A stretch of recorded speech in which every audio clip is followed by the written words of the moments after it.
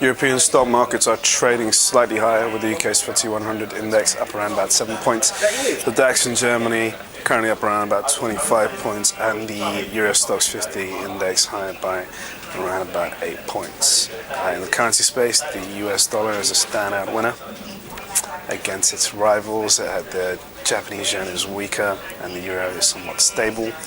Core government bonds are tracking lower, so that's UK gilts and German bunds. And when it comes to commodities, gold is currently up around about $4. Good morning, I'm Ishaq Siddiqi, and welcome to your daily market bite. I'm going to give you guys a quick idea of what's shaking around the world in financial markets today. Excuse the smile, I'm in a happy mood.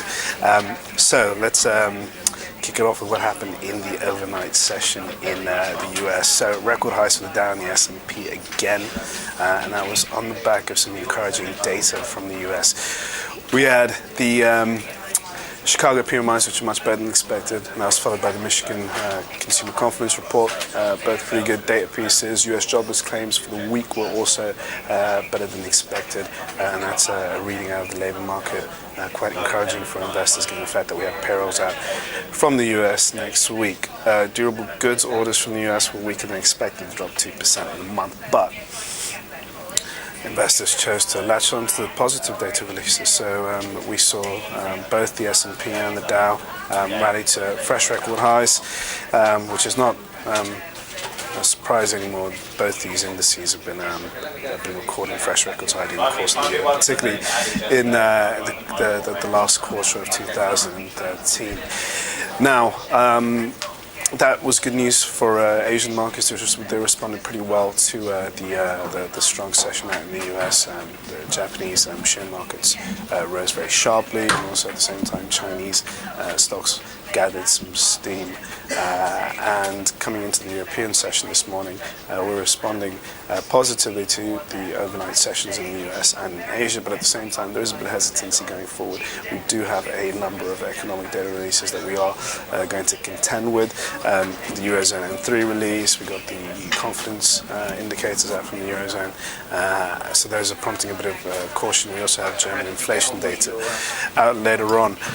So investors choosing to hold tight before those releases. Yesterday we had news out that Germany has finally managed to figure out a coalition government, which gave the euro a bit of an upshot, and at the same time we still are looking to more information out from the ECB in regards to an LTRO operation, if they're going to do it again, or if they're going to be looking at negative deposit rates to stimulate the Eurozone economy. Over in the UK, not much going on apart from the fact that we are still digesting strong economic data, and also at the same time having to figure out what that means for the Bank of England's monetary policy. They're pretty much holding tight, staying on hold with interest rates and QE.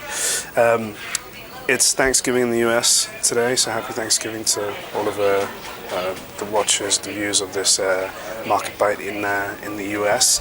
And for that reason, US markets are closed